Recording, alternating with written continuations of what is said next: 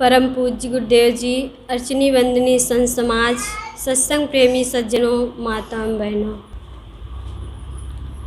सदगुरु कबीर साहब जी की एक साखी है। सदगुरु कबीर साहब जी कहते हैं कि मुआ है मर जाऊंगे, मुए की बाजी ढोल, सपन सनेही जग भया, सहदानी रह गए बोल। सदगुरु कबीर साहब जी कहते हैं कि संसार एक रंगमंच है और हम सब अभिनेता हैं। जैसे कि अभिनेता लोग आते हैं और अपना अपना पार्ट अदा करके इस चले जाते हैं, उसी प्रकार से हम सब इस संसार रूपी रंगमंच पर आए हैं और अपना अपना पार्ट अदा करके इस संसार से चले जाएंगे। मुए की बाजी ढोल की तरह जैसे भी हम सुबह शुभ कर्म करेंगे, उसी प्रकार से हमारी निंदा और प्रशंसा होगी।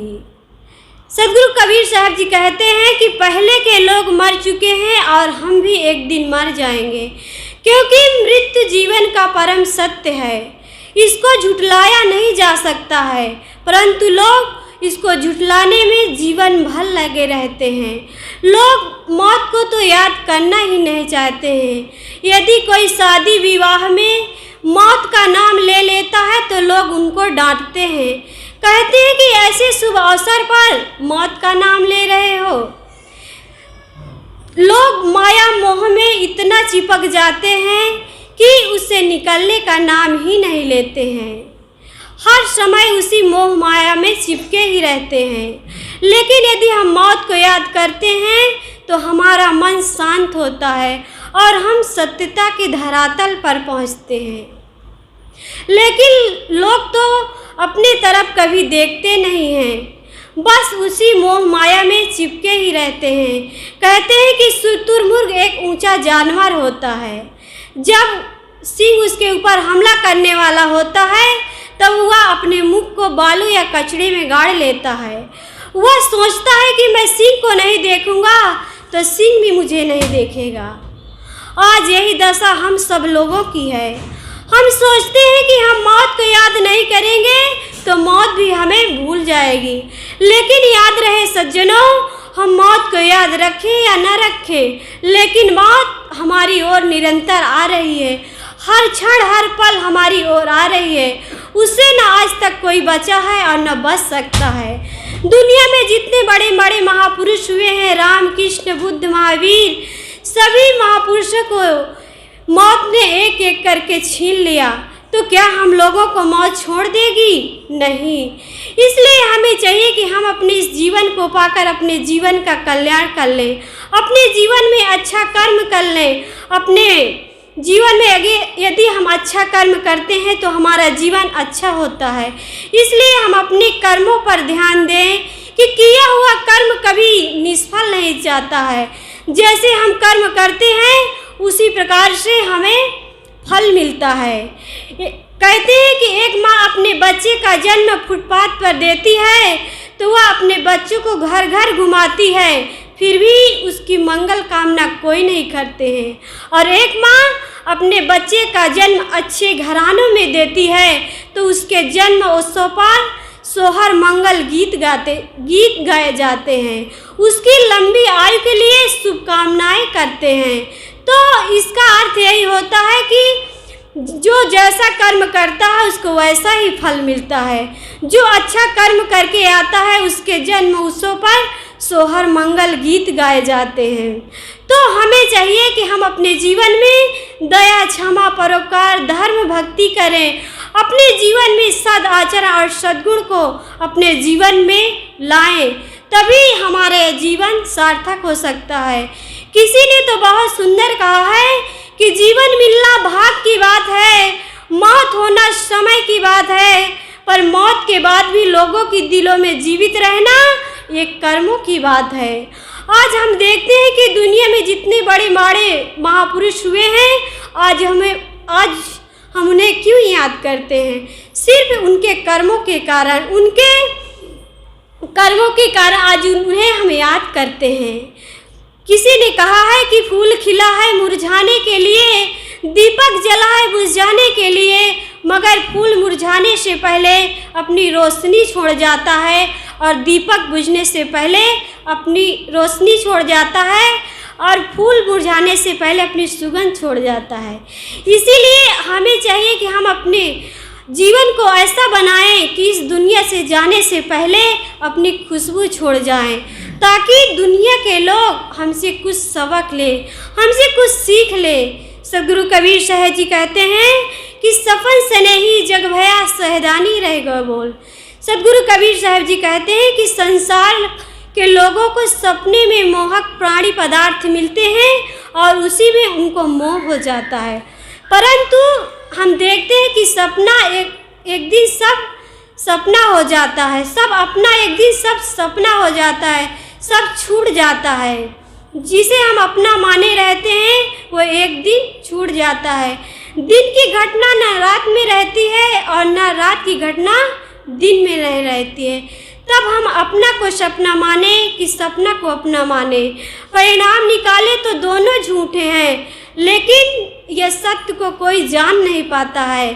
हमारे जीवन में जब कोई घटना घट जाता है या कोई दुर्घटना हो जाती है तब हमें बहुत दुख होता है, बहुत तकलीफ होती है, लेकिन सदगुरु कबीर साहब जी कहते हैं कि इसे दुख का विषय न मानो, बल्कि इससे कुछ सीख लो और सोचो कि यह जीवन दुख का घर है, इसमें खाली दुख ही मिलता है।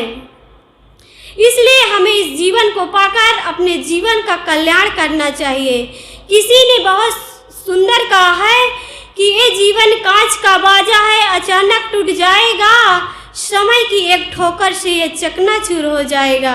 हमारा यह जीवन बहुत ही क्षणभंगुर है, जरा सा ठोकर लगते ये टूट कर बिखर जाएगा। सदगुरु कहते हैं कि जो उगे सो आठवें, फूले सो कुमिलाए। सदगुरु कहते हैं कि जो उगता है वो एक दिन डूबता है, खिला हुआ फूल मुरझाता है। इसी प्रकार से जो आदमी जन्म लेता है वो एक दिन मरता है। परंतु लोग इस संसारिकता में इतना डूब जाते हैं कि इससे निकलने का नाम ही नहीं लेते हैं। हर समय इसी मोह माया में चिपके रहते हैं। लेकिन याद रहे, जिन लोगों के घरों में सारी सुविधाएं थी, चारों ओर पहरेदार खड़े रहते थे, उन्हें भी मौत नहीं छोड़ा। जब सिकंदर जैसे महान व्यक्ति को मौत ने नहीं छोड़ा तो हम लोगों को क्या मौत छोड़ देगी? नहीं। जब सिकंदर जैसे व्यक्ति को अपनी व्यवस्था को रोते हुए अपनी व्यवस्था बतानी पड़ी अपने मित्रों से कि जब मैं इस दुनिया से जाऊं तो मेरे दोनों हाथ कफन से बाहर रख देना, ताकि दुनिया के लोग मुझसे कुछ सीख लें, कुछ सबक लें कि सिकंदर ने अपने जीवन में सिर्फ धन ही धन इकट्ठा किया था। उसे अपने धन वैभव को बड़ा अहंकार था, लेकिन जब वह इस दुनिया से गया तो सब कुछ यहीं का यहीं रह गया। किसी शायर ने तो बहुत सुंदर कहा है कि इकट्ठा कर जहाँ के जर सभी मुल्कों के मालिक थे, सिकंदर जब गए दुनिया से तो दोनों हाथ खाली थे। इसी प्रकार से हम चाहे जितना धन इकट्ठा कर लें, लेकिन अंत में सब कुछ छोड़कर हमें इस संसार से खाली हाथ चला जाना पड़ेगा। इसलिए हम अपने इस मनुष्य जीवन को पाकर अपने जीवन का कल्याण कर लें, तभी हमारा यह जीवन सफल हो सकता है। इन्हीं शब्दों के साथ मैं अपनी वाणी को यहीं पर विराम करती हूँ।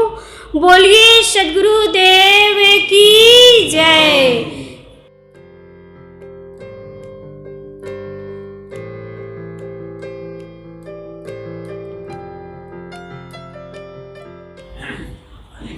सत्संग वाली नगरी चलो रे मना, सत्संग वाली नगरी चलो रे मना, सत्संग वाली नगरी।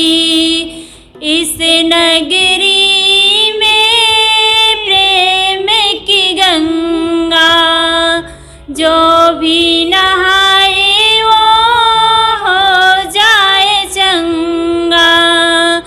इस नगरी में प्रेम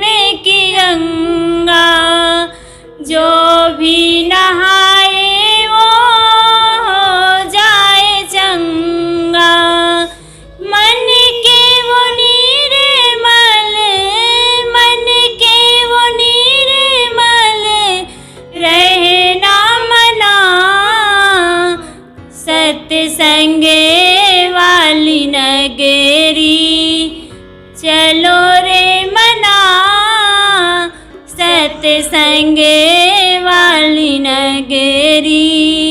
सत्संग से है अजब नजारे, सत्संग के हैं अजब नजारे।